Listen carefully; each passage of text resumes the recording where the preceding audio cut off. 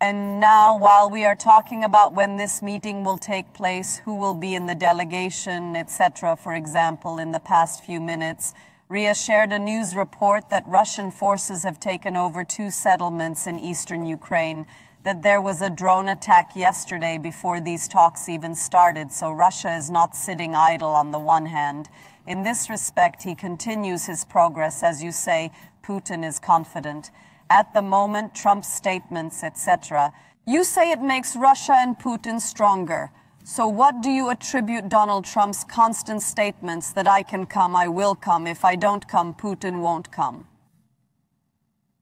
Sultan, first of all, it is worth underlining that the talks are starting, they are about to start, but there is no ceasefire. In other words, there is no decision that a ceasefire will be implemented from the moment we start the talks in Istanbul.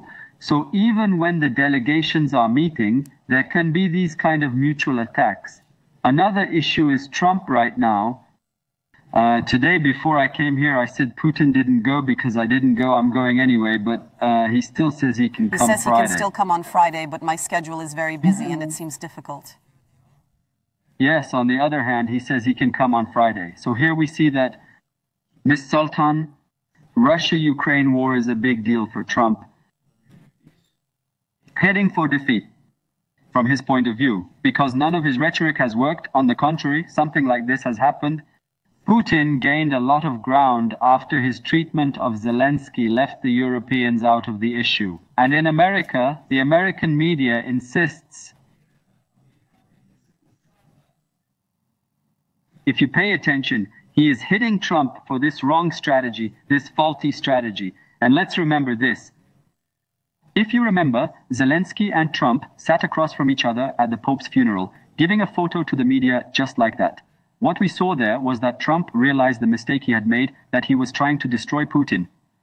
He also realized that he had strengthened it in that war in a very serious way. Far from stopping the war, and he realized that he had stoked the fire. Now Trump is trying to turn and transform those wrong strategies. But I think Putin has got Trump now, and he is not letting go. In other words, Putin has the upper hand right now, and it doesn't look like he is going to make Trump eat it easily. Well, as we said, if these talks start, it may be tomorrow. We understand that it will become clear after the meeting between President Erdogan and Zelensky. What should we expect from this meeting? Ms. Sultan, first of all, we should expect a ceasefire. As you have just mentioned, if serious attacks continue while these talks continue, it is no longer possible to create a basis for peace. We know from Zelensky's statement that the first issue on the table is a 30-day ceasefire.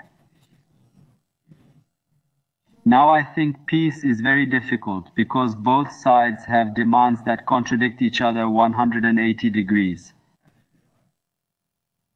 Putin and Russia say that I will not give back Crimea, which I occupied in 2014, nor will I give back the eastern part of Ukraine, which I controlled after 2022, which corresponds to almost 1/5 of Ukraine. He says he will not give back the territories in the Donbas region. You know that Ukraine, on the contrary, has an attitude that wants both Crimea and eastern Ukraine back.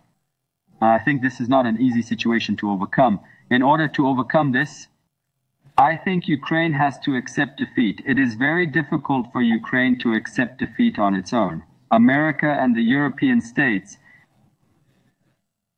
may come into play. I am of the following opinion. It's very likely European states and the US will accept Russia's territorial gains, and Ukraine has lost this territory. Ukraine will have to give up. Here, Russia will have won Putin. European security, with his guarantees, he will have won to a certain extent. Trump will have won the war to a certain extent because America ended it. But I think Ukraine will most likely come out of these peace talks as the loser if peace is to be achieved.